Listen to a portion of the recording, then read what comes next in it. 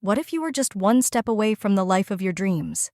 In The Power of One More, Ed Mylett argues that putting a little extra effort into your work, personal goals, or relationships can completely transform your life. Whether it's doing one more set at the gym, waking up 1 hour earlier, or connecting with one new person, these small efforts add up over time to create big results. Mylett provides a guide for developing the mindset and habits to consistently go the extra mile and find greater satisfaction and success in all areas of life. Mylett is an entrepreneur, speaker, and performance coach who has helped athletes, business leaders, politicians, and organizations excel. He also hosts a weekly podcast called The Ed Mylett Show, where he discusses strategies and stories to inspire listeners to reach their full potential in life. In 2022, Success Magazine named him one of the Success 125 Most Influential Leaders. In this guide, we'll break down Mylett's advice for going the extra mile into 5 parts. In Part 1, we'll explore how to adopt an extra mile mindset that empowers you. In Part 2, we'll discuss how to set and achieve inspiring goals. In Part 3, we'll cover ways to master your focus and time to attract opportunities and increase your productivity. In Part 4, we'll discuss ways you can cultivate high-quality relationships and become an empowering leader. In Part 5, we'll look at how to overcome roadblocks to achieving your dreams by finding inner calm and strength through faith. Along the way, we'll compare Mylett's tips with those of other self-help and personal development authors, and we'll present additional actionable strategies to help you go the extra mile. New section. Part 1. Develop a mindset for going the extra mile. Mylett writes that going the extra mile, or doing more than what's expected of you, sets you apart from others and brings you greater success and opportunities. To consistently go the extra mile, you need a mindset that empowers you instead of limits you. From a young age, you may have developed limiting beliefs about yourself and your abilities from messages you absorbed from family, friends, and society. For instance, if your parents often called you shy, you might struggle to see yourself as a confident leader later in life. Mylett explains that these beliefs shape what you think you can achieve and can hold you back from success. If you believe you can only reach a certain level of success, you'll subconsciously limit yourself, thinking and acting in ways that keep you at that level. Short-form note: we're sometimes unaware of the limiting beliefs that hold us back, so it can be helpful to consider some common ones. In The Big Leap, Gay Hendricks describes 4 false beliefs that limit our success and happiness. 1. Feeling innately flawed and undeserving of success. 2. Fearing we'll betray our roots if we succeed. 3. Believing that our success hurts others. And 4. Fearing that great success always ends badly. Recognizing these hidden barriers is the first step to overcoming limiting beliefs, as Mylett recommends. To break free from these limiting beliefs, Mylett suggests you do 4 things. Focus on your dreams, attract positive emotions, ask yourself empowering questions, and build self-confidence. Let's explore each in detail. Reignite your ability to dream. First, Mylett suggests you overcome your self-imposed limitations by learning to dream big again. He writes that as children, we let our imaginations run wild, believing anything was possible. But as we become adults, we often lose this ability to dream without limits. Instead, we focus more on past experiences, such as disappointments and failures, that discourage rather than empower us. This can prevent us from seeing and seizing opportunities for success. Short-form note: one study suggests that the bigger kids dream, the more they achieve later in life. In fact, the size of dreams may affect our success more than our IQ or family background. The study notes that while unrealistic teenage aspirations may lead to some disappointment in early adulthood, the long-term benefits of dreaming big outweigh the temporary disappointment. This is why parents and teachers are encouraged to support children's ambitions rather than put limitations on them. If they do end up disappointed, you can support them by helping them redirect their ambitions. Mylett writes that to push past the boundaries you've subconsciously set for yourself as an adult and dream big again, you must let go of the past. Your mind can only hold a limited number of thoughts at a time, so you must consciously release the ones that tie you to the past. Recognize that your past experiences have shaped who you are. Then, visualize your mind emptying any stale, limiting thoughts to make space for new, empowering ones. Short-form note: In The Power of Positive Thinking, Norman Vincent Peale suggests you let go of the past as part of a daily ritual. At the end of each day, consciously release any negative thoughts or experiences from the day. For example, you could place your hand on the doorframe of your office and exhale the day's negative energy into the frame, leaving it behind as you walk away. By adopting such a ritual, you can make a habit of releasing past negativity, helping you integrate Mylett's advice into your long-term mindset. Cultivate positive emotions. According to Mylett, another way to improve your mindset is to intentionally cultivate positive emotions instead of negative ones. While it's normal and healthy to feel both negative and positive emotions, if left unchecked, can become too common in your life. Since negative emotions rarely motivate you to work on your goals or improve your life, they hold you back from going the extra mile. For example, if you constantly feel disappointed in yourself, you might avoid taking risks or trying new things, which might limit your motivation to push yourself further. Short-form note: one reason negative emotions can easily dominate our lives is because happiness doesn't come naturally to humans. In The Happiness Trap, Russ Harris explains that humans aren't biologically hardwired to be happy. Instead, we're hardwired to be on the lookout for threats, worry about fitting in with others, and accumulate as much wealth, status, and happiness as possible. While these traits served our primitive ancestors, today, we're left with many worries and concerns that don't actually contribute to our survival. Because discomfort is our most natural state, it's important to try and cultivate positive emotions when we can. Mylett highlights a misconception many people have, that external achievements create more positive emotions. He argues it's better to identify the emotions you want to feel and cultivate them, regardless of whether your external circumstances are good or bad. For example, if you want to feel more joyful, make a daily practice of meditating on simple pleasures and expressing gratitude. Your emotions can either support you or hold you back. So by cultivating positive emotions, you put yourself in a better mental state to go the extra mile and achieve your goals. Short-form note: many experts echo the benefits of generating genuine positive emotions, but they argue that positivity shouldn't be forced.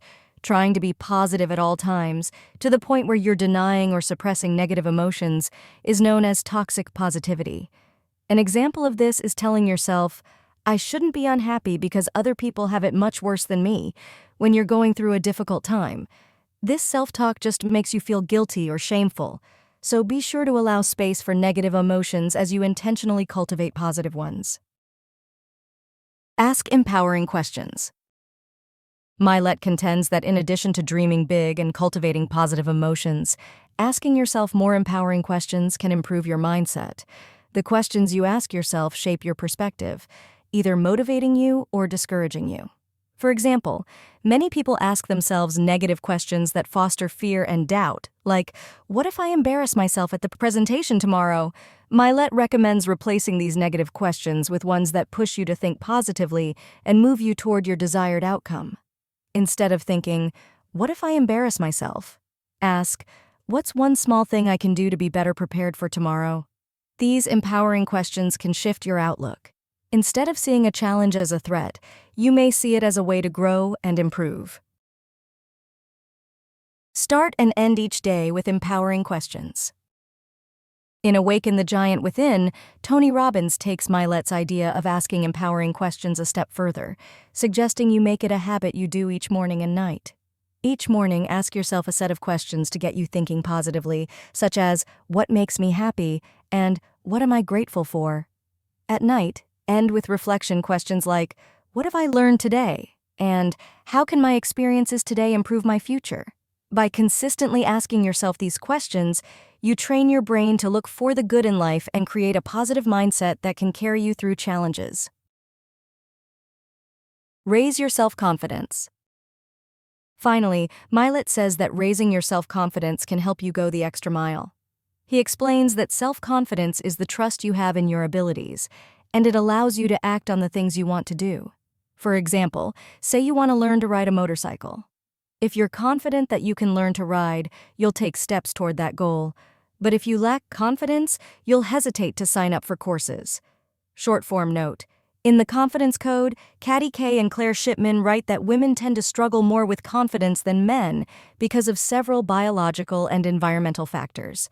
For example, women tend to have more connections between their brain's emotional and reasoning centers, which can lead to greater rumination and anxiety. Also, girls are often discouraged from the kind of risk-taking and failure that builds confidence from a young age. While boys are encouraged to roughhouse and compete, girls are rewarded for being good. However, the authors note that confidence isn't a fixed trait but a skill you can build with various techniques, regardless of gender. Mylett says that the opposite of self-confidence is self-sabotage, which can prevent you from going the extra mile and cause you to procrastinate or shrink away from your goals. For example, if you don't believe in yourself, you might make excuses or talk yourself out of opportunities because you don't think you can succeed. To build self-confidence and overcome self-sabotage, Mylett recommends you consistently keep your word to yourself, even with small commitments. Each time you do what you say you'll do, like sticking to a new habit, you create evidence that you can be relied on. By consistently showing up for yourself, you'll develop trust that you can go the extra mile in whatever you choose to do. Short-form note: why do we sabotage our own success, even when we know it's not good for us? According to psychologists, self-sabotage is a biological response once necessary for our survival. Our brains are wired to avoid threats, including harmless perceived threats like change. When you set a goal for yourself, your brain releases chemicals that drive you to pursue that goal, but you also feel threatened by change. Self-sabotage happens when your desire to avoid threats is stronger than your motivation to reach your goals. Building confidence helps you feel equipped to handle threats like change, so the balance shifts and you avoid self-sabotage. New section. Part 2. Set and achieve extra-mile goals. With the right mindset in place, the next step to going the extra mile is to translate your dreams into clear goals and actions. Mylett writes that goals provide the energy and motivation to make dreams a reality.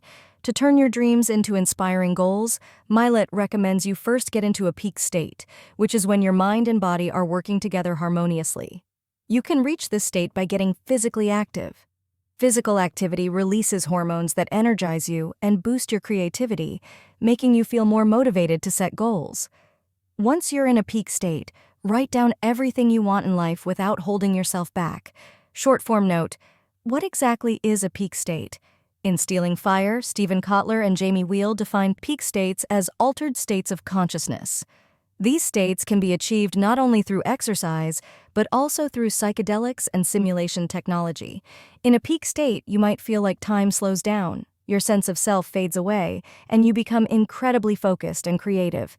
You also notice details and connections you normally wouldn't because activity in your prefrontal cortex decreases, allowing your unconscious mind to take over. As a result, you can tap into your deepest desires and dreams. Therefore, peak states put you in the ideal frame of mind for envisioning what you want in life. Mylett suggests you create a mix of short-term and long-term goals. An example of a short-term goal could be practicing a foreign language 15 minutes each day, while your long-term goal might be to hold simple conversations in that language in half a year. Make sure each goal is specific and has a strong reason behind it. For example, set an exact fitness milestone to reach by a certain date and understand why you want to reach that milestone. Also, experiment with ways to remind yourself of your goals regularly, such as getting an accountability partner, visualizing your goal, or repeating your goals aloud. Short-form note: having a mix of short-term and long-term goals can be overwhelming. Even if you have strong reasons for them and remind yourself of them regularly, it can still be hard to stay on top of all of them. In First Things First, Stephen R. Covey suggests a way to make goals more manageable and achievable. Create synergy among them. This means combining activities to accomplish multiple goals at once instead of dealing with each goal separately. For example, you could combine your fitness goals and reading goals together by listening to audiobooks while you run. You can even talk with family or housemates to find ways to coordinate activities and achieve everyone's goals more effectively. Once you've set your goals, help yourself go the extra mile to achieve them by raising your standards, establishing supportive habits, and building your tolerance for doing hard things. Raise your standards to achieve your goals. Mylett contends that to achieve your goals, you must develop high standards. He explains that goals are the outcomes you want, while standards are the levels of performance and behavior you maintain daily to get there. Standards should be clear and actionable. For example, if your goal is to get a promotion at work, your standards might include arriving 30 minutes early, volunteering for extra projects, and improving your skills through additional training. In contrast, a vague standard like work harder isn't an effective stepping stone toward your goal. Mylett writes that your life also mirrors the standards you accept. If you put up with a draining relationship, an unfulfilling job, or nagging health issues, you'll keep getting more of the same.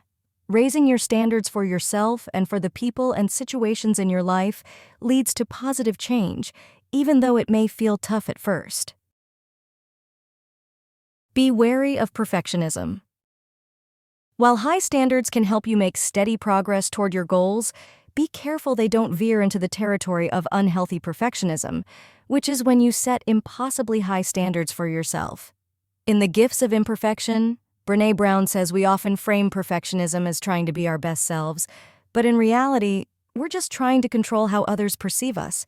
It's impossible to be or even appear perfect all of the time, which is why perfectionism can often lead to shame, stress, and depression. Similarly, while you shouldn't tolerate low standards from others, avoid imposing unrealistic standards on them too. This type of perfectionism, known as other-oriented perfectionism, is sometimes seen in parents who project their unrealistic expectations onto their kids. According to psychologists, people with this type of perfectionism often think of themselves as flawless while viewing others as defective. This attitude masks the perfectionist's own insecurities. Establish habits that support your goals. In addition to raising your standards, writes Mylett, you should build positive habits that give you the consistency to achieve your goals over time. Your brain naturally creates habits to conserve energy, allowing you to perform routine tasks without much thought. Things like your morning routine, how you commute to work, and what you do to unwind in the evening are largely driven by ingrained habits rather than conscious decisions each time.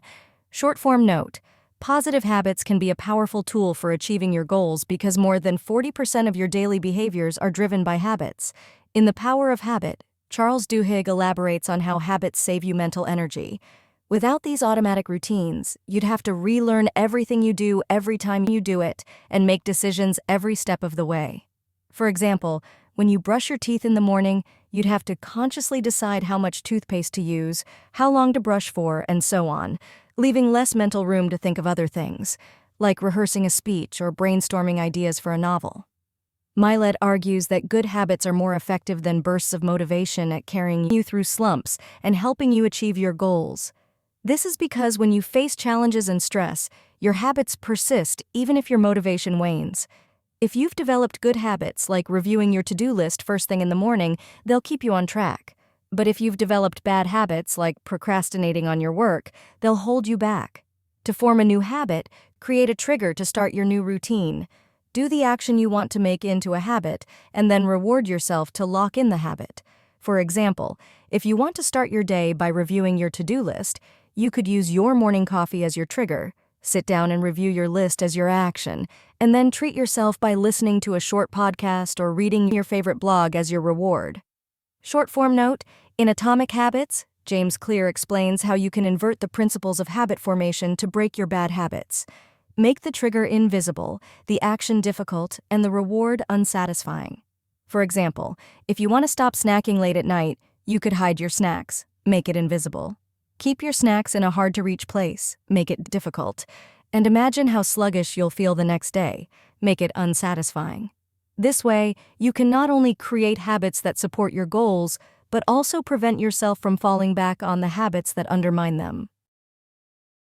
Build your tolerance for doing hard things. Mylett writes that to set and achieve ambitious goals, you must build your tolerance for discomfort.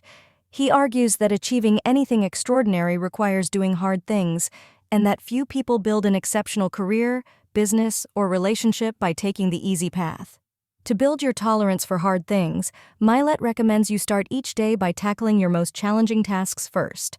This approach builds character and discipline and sets you apart from most people who gravitate to easy items on their to-do lists.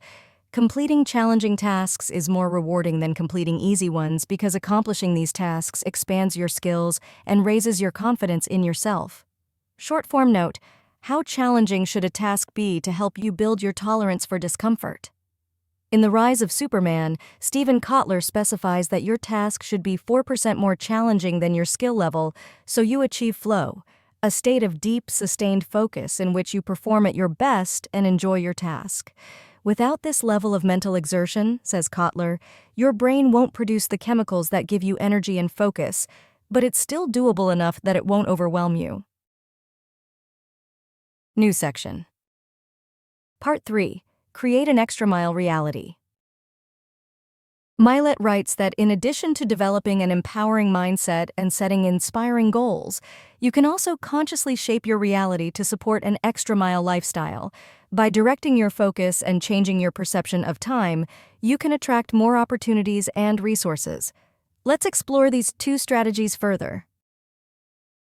Direct your focus. One way to shape your reality is to be more intentional about what you focus on. Mylett writes that you can attract more opportunities and resources by focusing more on your goals every day. He explains that your brain has a network of nerve cells called a reticular activating system, RAS, that acts as a filter for information.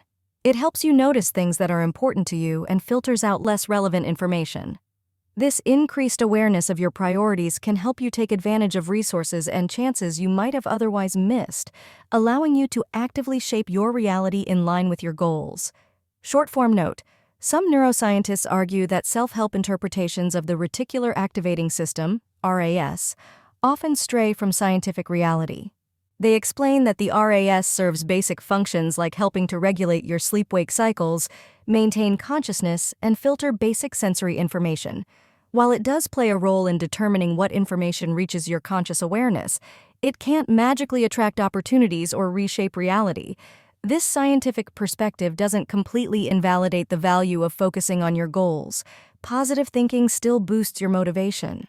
However, it's important to pair your hopeful thoughts with effort and action, instead of relying on your RAS to make them come true. Mylett suggests you harness your RAS by vividly imagining a specific goal and replaying that mental movie until it's embedded in your subconscious. For instance, if your goal is to be a professional painter, you might picture yourself in a sunlit studio surrounded by your completed artworks, with galleries calling to book your next show. By replaying this scene in your mind daily, you may suddenly notice art supply sales you previously overlooked, overhear conversations about upcoming gallery openings, and meet other painters. Short-form note: some experts argue that it's more beneficial to imagine the process of achieving your goal instead of just the outcome. Imagining the outcome can trick your brain into thinking you've already succeeded, giving you a false sense of accomplishment that makes you less motivated to take action. Instead, break your goals down into manageable steps that you can visualize and succeed at one by one. For example, rather than picturing yourself in a gallery surrounded by your artwork, visualize yourself setting up your easel, mixing paints, or completing a single painting. While picturing your ideal future can help your RAS spot opportunities, focusing on the process of getting there makes that vision a reality. Leverage your time perception. Mylett writes that you can also change your reality by stretching how you perceive time. While you can't literally slow time down, you can alter how quickly or slowly time seems to pass and improve how productive you are as a result. Short-form note: in Slipstream Time Hacking, Benjamin Hardy suggests you reframe how you think about time in terms of distance. Just like astronauts measure vast distances in light years, measure your life achievements in terms of distance covered rather than time spent.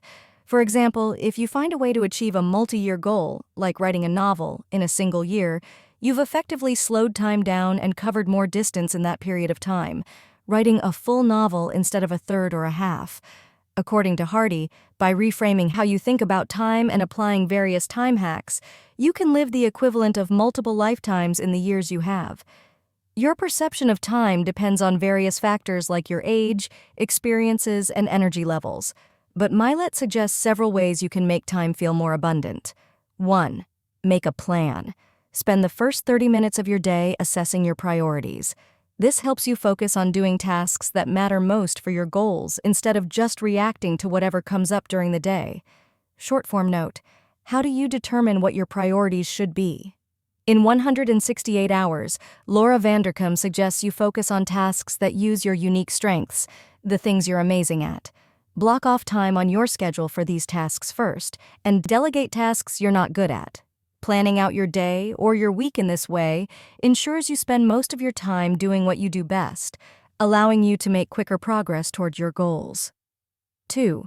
Divide your day into mini-days. We all have only 24 hours in a day, but by breaking this time into 3 smaller days or time frames such as noon to 6 p.m., you can essentially squeeze 3 days' worth of productivity from 24 hours. These compressed days make each minute feel more valuable, which motivates you to accomplish more tasks in less time. Short-form note, in When, Daniel Pink explains that our bodies have natural rhythms that divide our day into 3 phases: a peak, a trough, and a rebound. You typically perform at your best during the peak, feel negative and lethargic during the trough, and recover during the rebound, where you excel at more creative, insightful tasks. The exact timing of this pattern depends on your individual chronotype, whether you're a morning lark, a night owl, or an in-between third bird. When you plan your mini-days, consider slotting different types of tasks into the time periods when you're naturally best suited to tackle them. 3. Create a sense of urgency. Treat every task as if it's urgent. Mylett points out that the amount of time you have to complete a task affects how productive you are and how quickly you complete it. If you have a work project due in 3 months, you'll likely procrastinate until the deadline looms. To avoid this trap, pretend that the deadline is closer to get more done. Short-form note. Some argue that fake deadlines lack the motivational power of real deadlines because we know they're artificial. Since there are no real consequences for missing them, they're easy to ignore or push back. Instead of just pretending deadlines are closer than they are, create real accountability, for example, by sharing your deadline with someone who will hold you responsible, or by clearly identifying the real-world consequences of missing your target date. This way, you can create a sense of genuine urgency that pressures you to be more productive. 4. Reflect. Track your progress toward your goals weekly, daily, or even hourly. The more often you evaluate how you're doing, the better you can course-correct and use your time more efficiently. Short-form note. Tracking your progress on your goals doesn't have to be boring or tedious. Apps like Habitica turn your goals and tasks into a role-playing game, rewarding you with experience points and virtual gold for completing habits, daily tasks, and to-dos. If you'd prefer to track your progress physically instead of digitally, the Hero's Journal is a planner that uses a fantasy story framework to guide you on a quest of personal growth and goal achievement. It contains colorable illustrations, motivational quotes, and prompts for reflection, gratitude, and identifying allies and obstacles. New section. Part 4. Build extra-mile relationships. Mylett contends that building strong relationships is essential to success in every area of life. Specifically, he recommends you carefully choose an inner circle of people who inspire and challenge you to be your best, and, at the same time, become an empowering leader who brings out the best in others. Build your inner circle.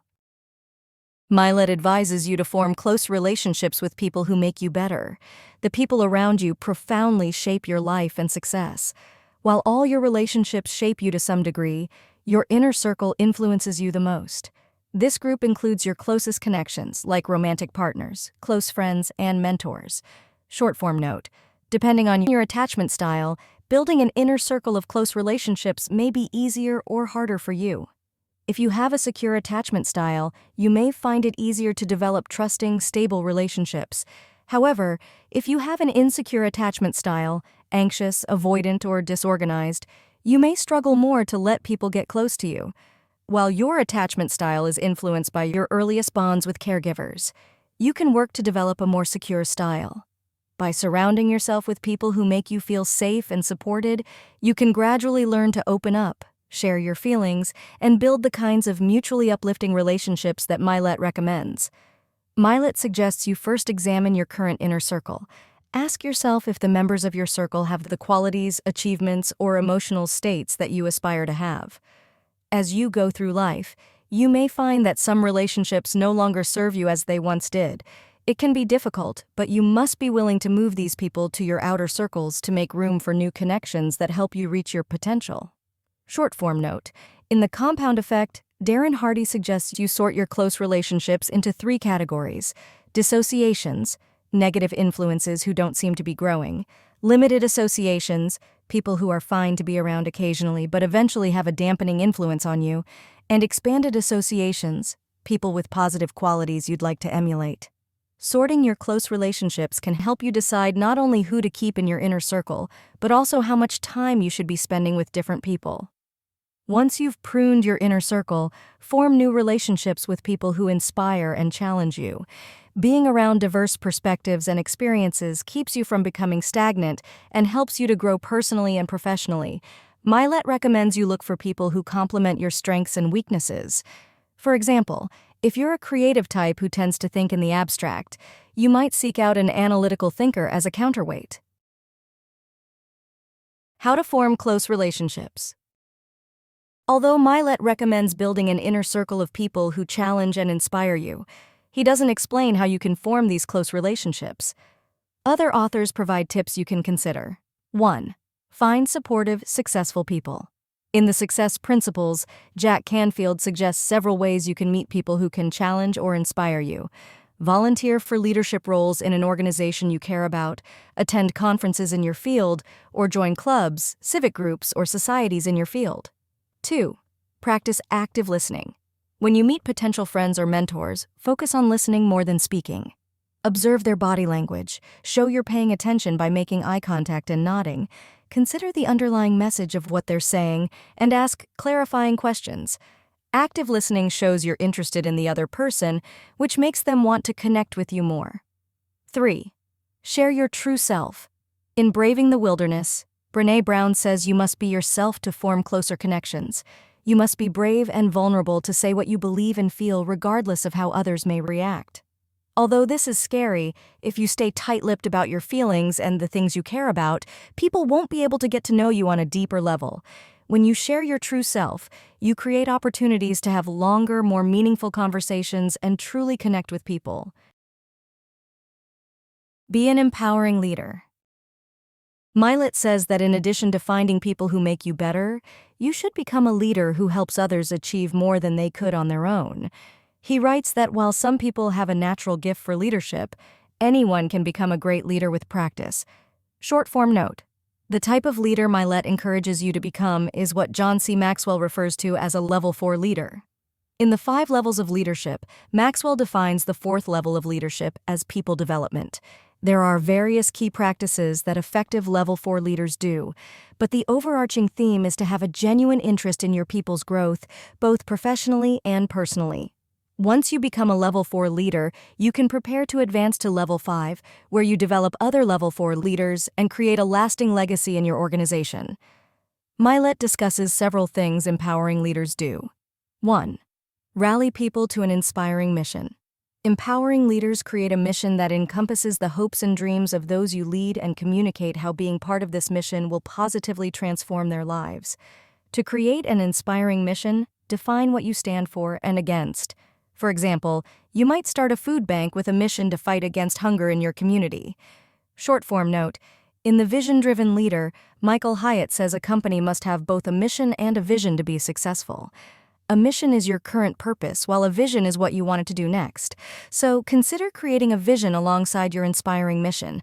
Hyatt defines a compelling vision as one that's extreme and challenging, but not reckless. It should be extreme in the sense that it's a completely new and ambitious idea. However, it shouldn't be so reckless that it's likely to fail or alienate your team or stakeholders. 2. Reinforce your mission and values. Repeat simple, memorable messages about your values and expectations until they become part of your organization's culture. This ensures everyone knows their roles clearly and aligns with shared goals. Mylett adds that you must consistently model the mindsets and actions you expect from others. If your conduct doesn't match the standards you set for your people, they'll quickly notice the inconsistency and see no reason to meet those standards. Short-form note. Boost the impact of your repeated messaging by communicating them across a wide variety of media. In The 4 Obsessions of an Extraordinary Executive, Patrick Lencioni explains that communicating across different media helps team members absorb your messages because people have different learning and communication styles.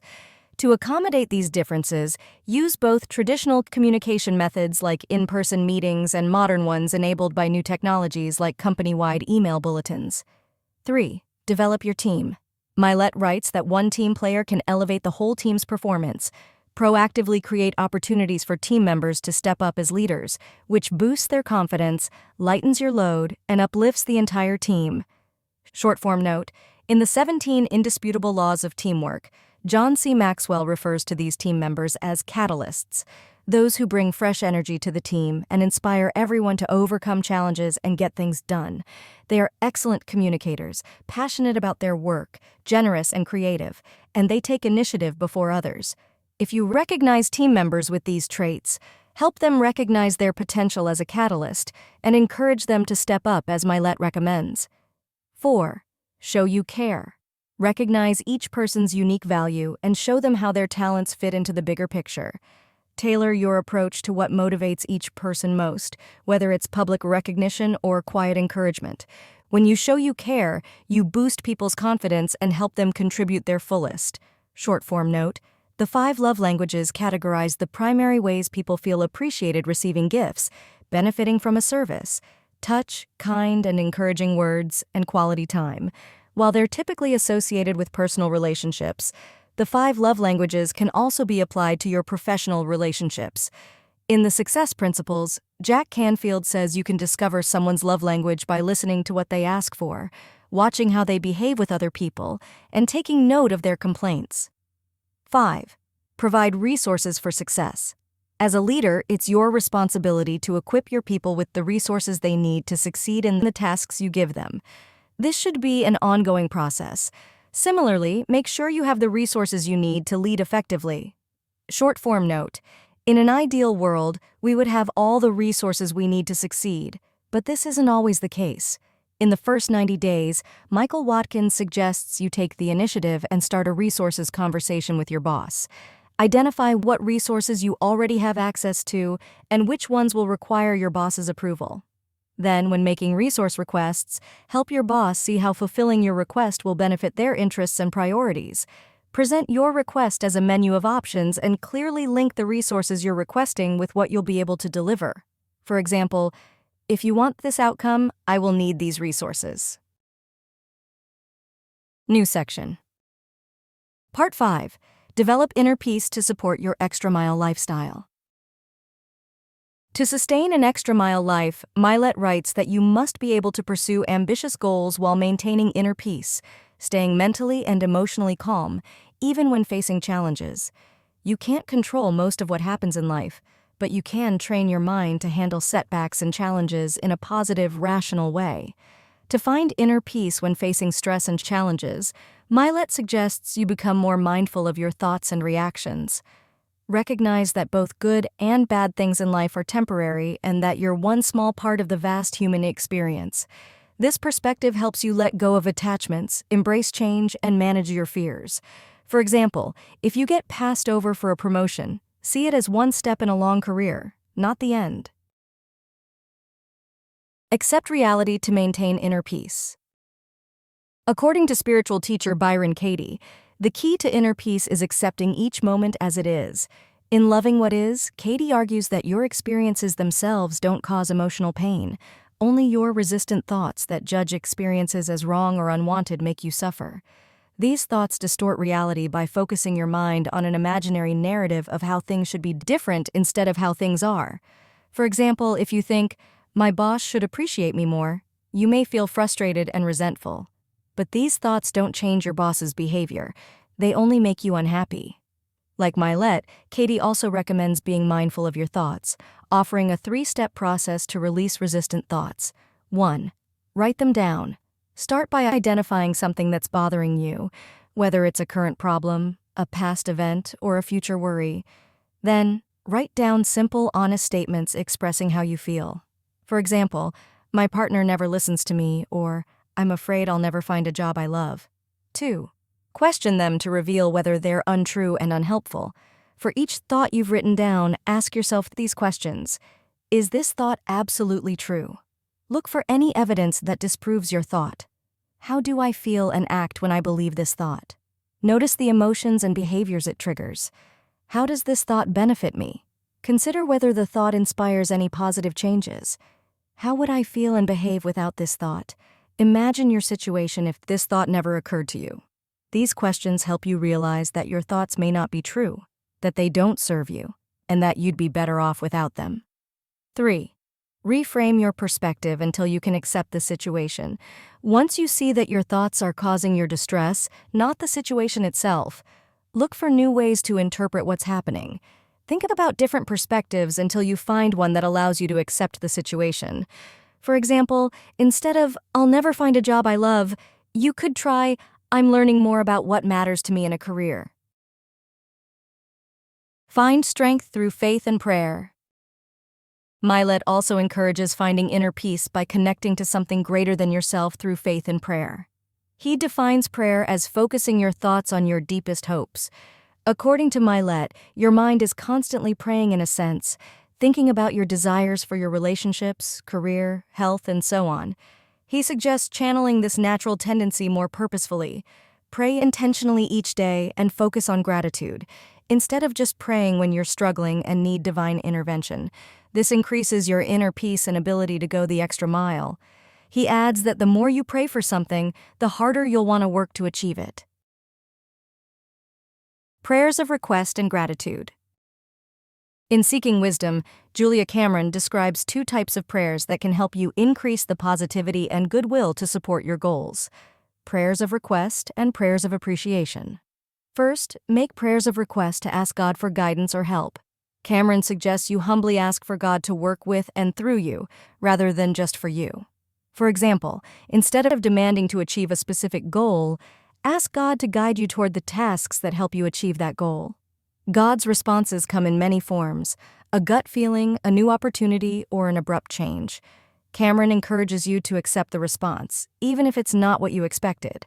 Second, make prayers of appreciation to thank God for the people, events, and serendipitous moments that have helped you. Cameron says expressing gratitude brings you feelings of abundance that attract even more positivity to you. Start by appreciating the beauty of nature, like warm patches of sunlit grass, to enter a state of awe. Then expand your appreciation to the people in your life, miraculous events that helped you grow, and experiences of serendipity where things fell perfectly into place. Focusing your thoughts on what you're grateful for, as Mylett advises, is a powerful way to increase your inner peace and motivation.